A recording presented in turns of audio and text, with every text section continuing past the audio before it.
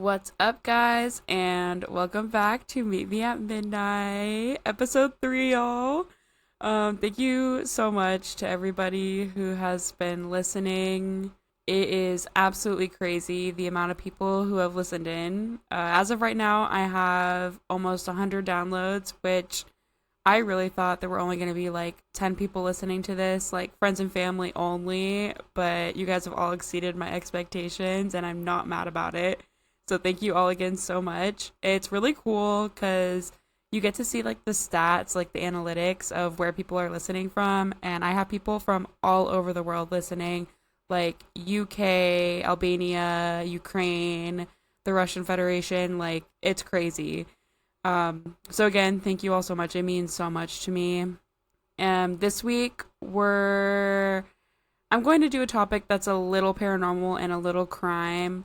I think it leans a little bit more paranormal and it's just creepy in general. So, in spirit of the Olympics happening in France, this week's topic is the Catacombs of Paris, which super spooky. I'm really excited to talk about it. It's also, I feel like everything's a dream destination for me, but it's a dream destination, okay? I would love to go, but for the reasons I'm about to tell you, I have not made any efforts to that goal. So let's get started. So the creation of the catacombs, like why were they created? The short answer is sinkholes and too many dead bodies. So here's the long answer.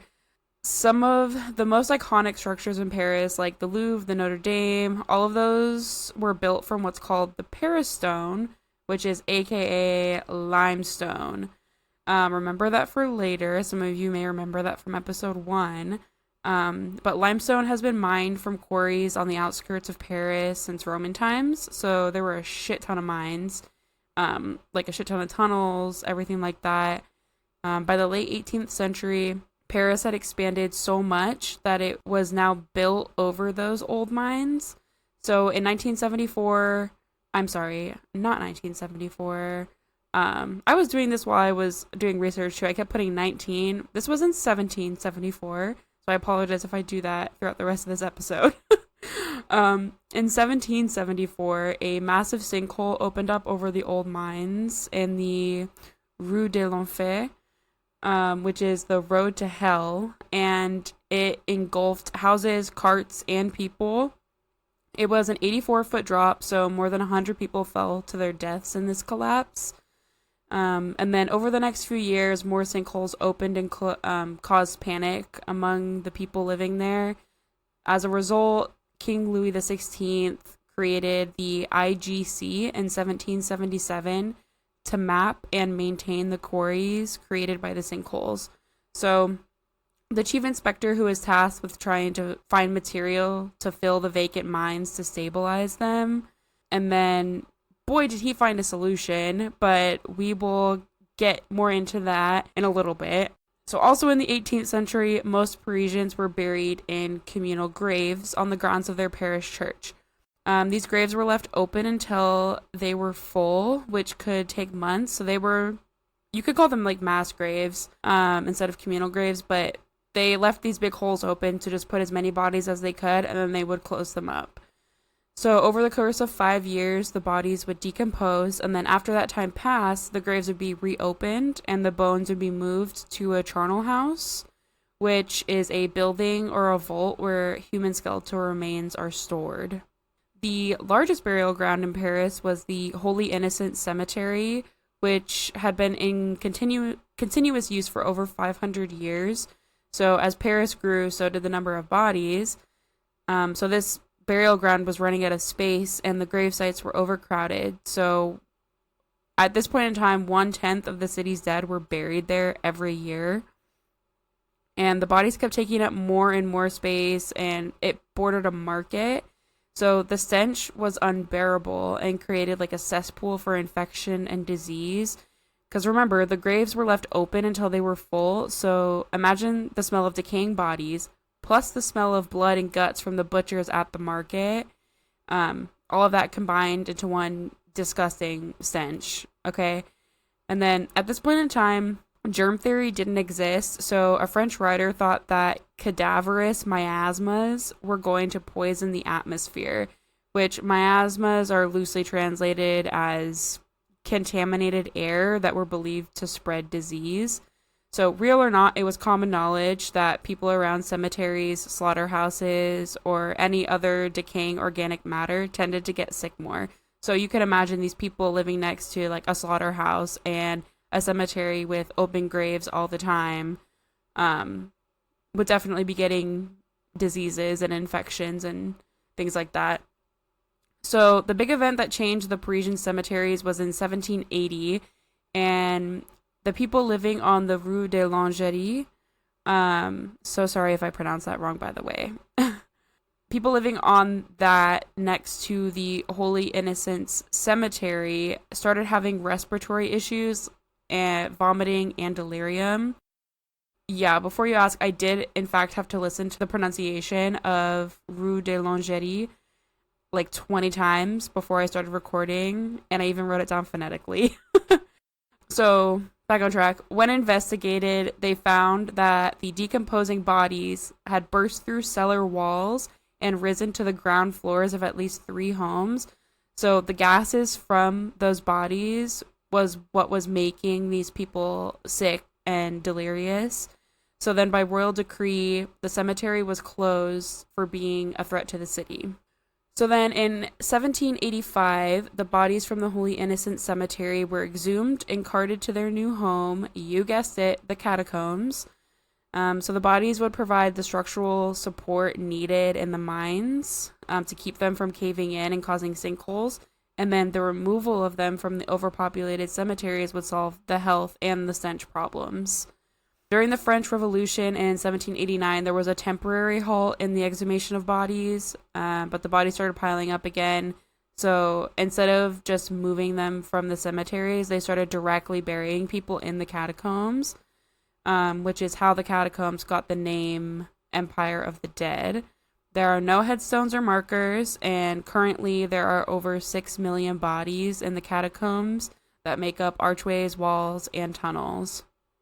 Only 1.5 kilometers of the 300 kilometers of known tunnels, keyword known tunnels, in the catacombs are filled with bones. So the rest has been used for a range of different things like mushroom farming, beer storage, bomb raid shelter during World War II. But since 1955, it has been illegal to enter the catacombs. There is a small section you can enter through in a museum. There's like a small safe section that's open, but all other entrances are illegal. And there are explorers called cataphiles who used these illegal entrances to explore the tunnels. And there's even a special branch of the police that were like locally dubbed the cataflicks who patrolled the catacombs as well. And then, fun fact, they actually discovered an underground cinema and bar in 2004, which we'll get into a little bit more detail about that later. So, the only way to get in and out of the catacombs are through these little known entrances across the city if you're trying to explore. So there are manholes and cracks in the foundations that lead down into the catacombs that people have found. However, you cannot go into the catacombs without a well-informed guide or known as a cataphile, which you can go down without one, but it is really, really, really not recommended for so many reasons. The basic reasons why you should go with someone who is well-informed is because the catacombs are really dangerous. You can get easily lost, and unless you know someone who knows someone's sister's, mother's, brother, boyfriend's, fiance or whatever, you will never successfully find and enter the catacombs without getting caught. Because it is still illegal. It's a public safety issue, I believe. That's why it's illegal. And then there are some rules going into the catacombs as well for at least newbies.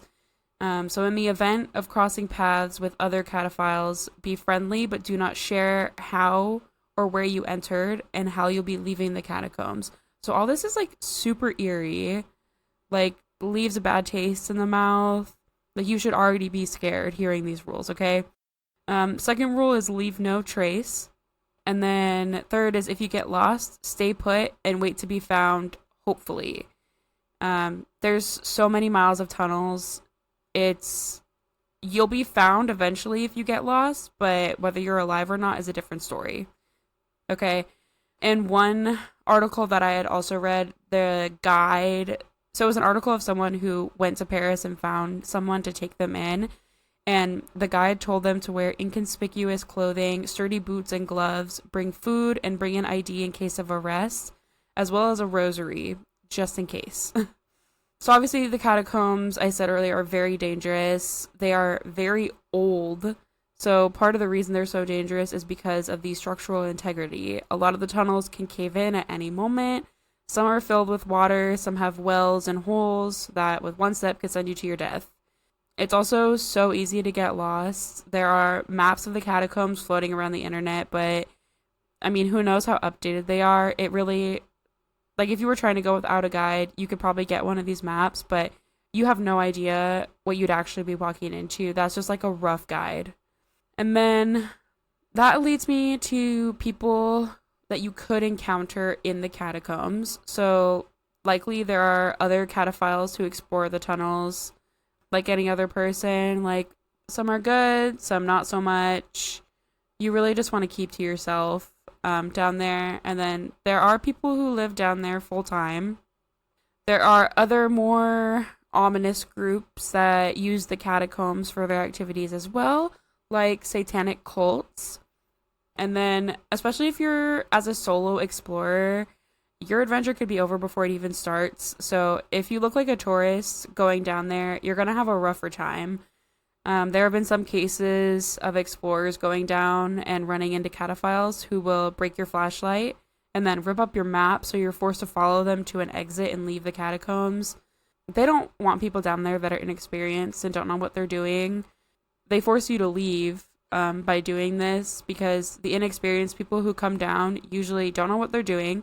They end up getting hurt or getting lost, which brings the police to whichever entrance you came through, which means that entrance gets sealed up and the cataphiles have to find or make a new one. Which there is a way to make new ones. If you knew where a previous one was, you can make a new hole. It's just a pain in the ass. Also, the catacombs are just really creepy. You don't have cell service. You're surrounded by bones of the dead. 6 million corpses. You are surrounded by 6 million corpses down there. And there is essentially no noise pollution at all. It's deadly quiet. There's no hum of machinery. Not even trains can be heard down there. So if you hear something down there, it's because it came from somewhere else in the catacombs, which is terrifying. There are also a lot of spooky quotes that are like engraved all over the 1.5 kilometers where the bones are. They're written in French, but I'm going to read them in English. So one of them, like, immediately is like, "Stop, this is the empire of the dead." Another one is, "Wherever you go, death follows as a body's shadow." The other one is, "They were as we are, dust, the wind's plaything, fragile as men, feeble as the void." And then the last one that I saw, like one of the main quotes, there are a bunch of like smaller ones and like little things written all over the catacombs, but one of the other main engravings is, "Where is death? Always future or past. No sooner is she present than she is no more." Yeah, I think those kind of speak for themselves. They're very creepy. And then, though death is really unlikely in the catacombs, it does happen. So usually it occurs when you don't follow this, like, the basic standard of conduct, which goes back to the rules. Like, you need to go down with someone who knows the catacombs. It's best to learn a little bit of French before you go down, or go with someone who does know the language. Don't be a tourist and try not to look like one, even if you are. Mind your business. No one's there to make small talk with you. Don't tell people where you entered from. And then you should always tell somebody. It's the same thing with like hiking. Like, you should tell people where you're going, where you're starting, and what time you'll be back.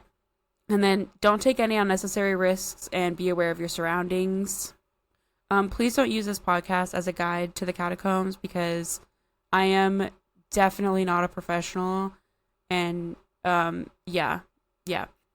And then there are also uncharted or closed down parts of the catacombs, and this is usually where the death or injuries happen. People will go in and explore and either A, fall down a shaft and break a leg and die, B, get buried alive under a collapse, and C, accidentally come off at a subway tunnel and then get hit by a metro. So if you don't like to die, don't venture places you probably shouldn't be venturing. So the true crime aspect, we'll talk about murders. So honestly, guys, I've searched every website, every Reddit thread I could find on the internet, and I was only able to find one confirmed murder in the catacombs. Sure, like I said, there have been other deaths, but besides like the natural hazards of the catacombs, being murdered there is really unlikely. So the one case I was able to find was about a man named Alexandre Francournard, that took place in the 1800s. So he was believed to be ill-mannered but handsome, so literally every douche bro ever. And apparently he was courting a wealthy widow in Paris.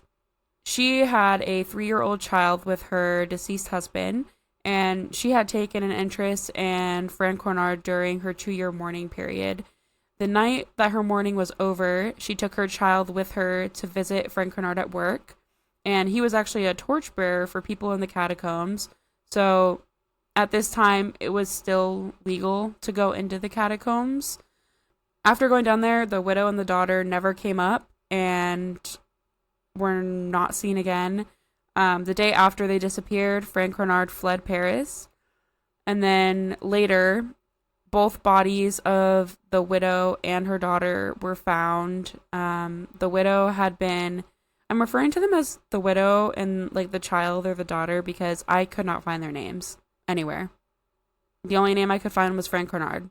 But the widow had been beaten to death by a wood plank, and then the child, people, avert your ears if you have a weak stomach. This is kind of gnarly.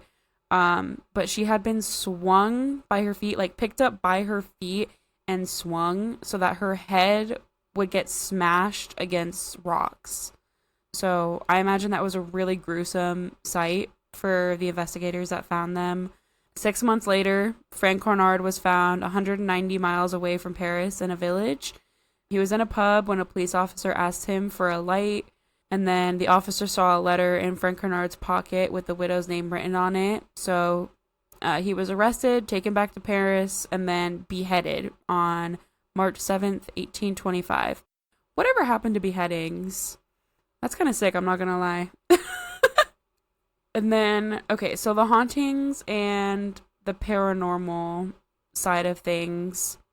So there are many paranormal stories, myths, and legends. Remember how I said that these tunnels used to be mines for limestone?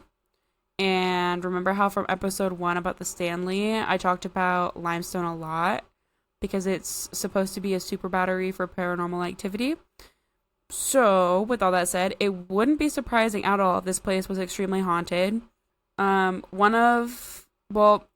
already 6 million like dead bodies stored in the catacombs, so that's reason number 1 to be haunted.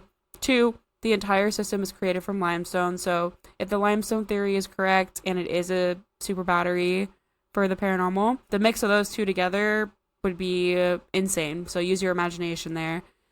So one of the first like spooky kind of like myth, legend, not really paranormal, but this is more like a myth or legend, is that in the 1990s, a group of cataphiles found a video camera on the ground that still had footage on it.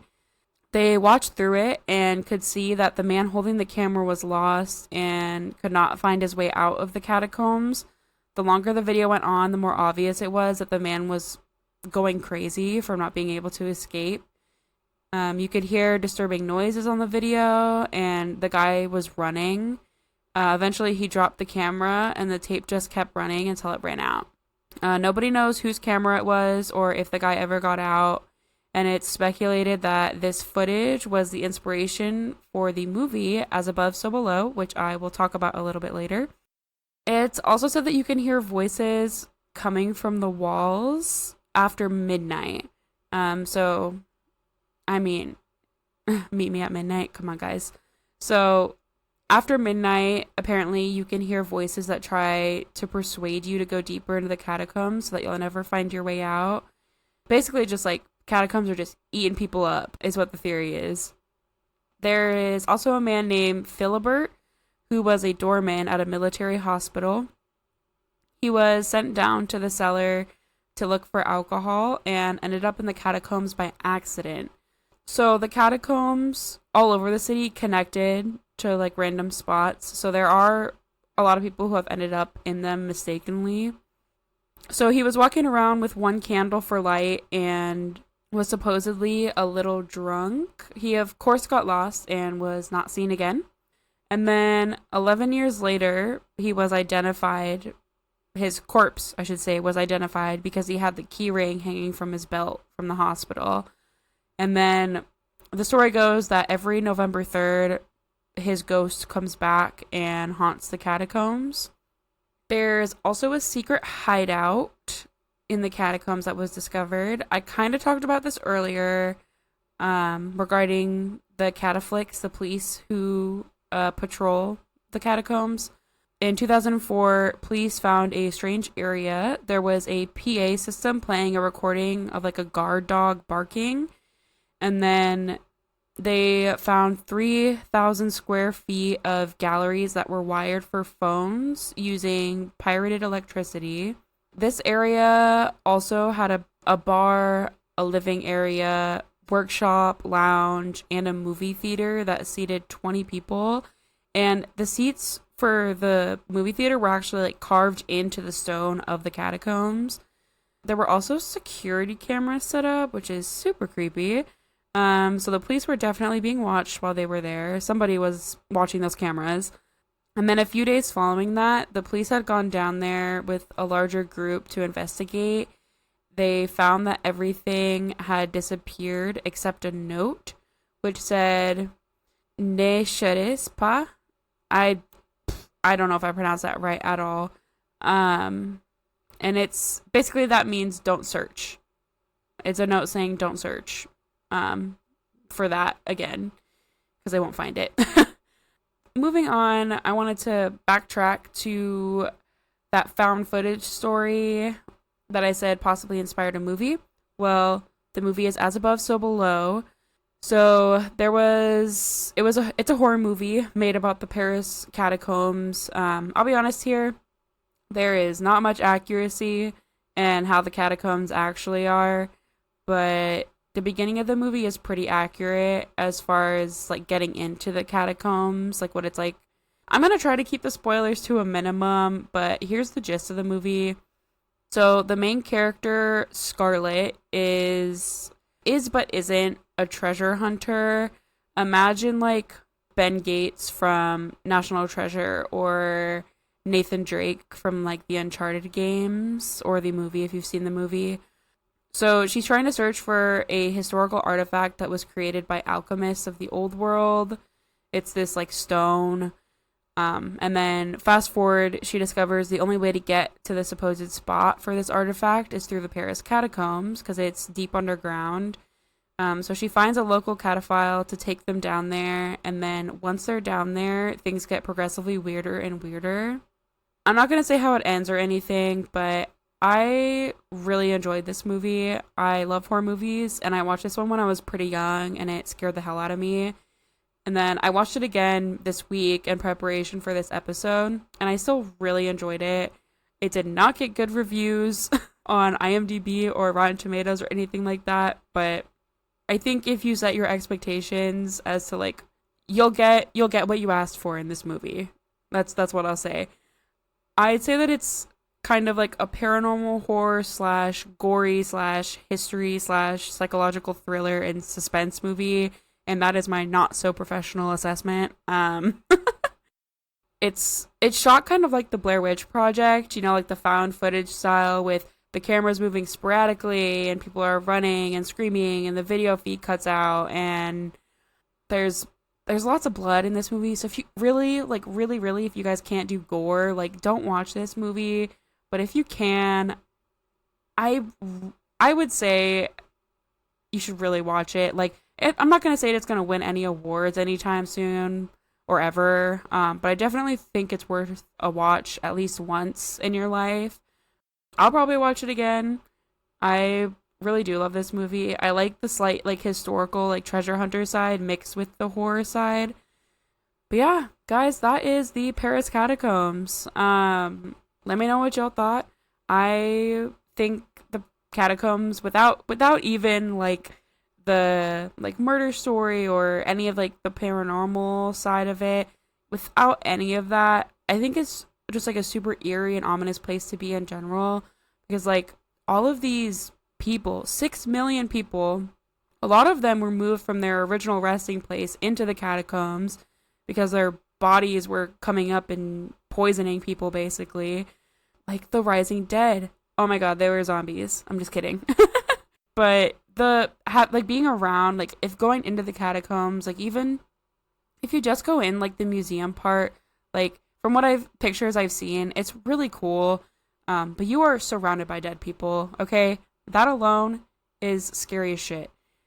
I don't think it'd be a comfortable experience. I think it's more of like a historical, like respect the dead experience, okay? So I would definitely like to do that part at least. I don't know that I would ever go venturing into the catacombs like illegally. I don't think I have any interest in doing that. I choose life. But yeah, thank you guys so much for listening. If you guys have any like topics that you would want me to cover, just send me an email at mmamthepodcast@gmail.com.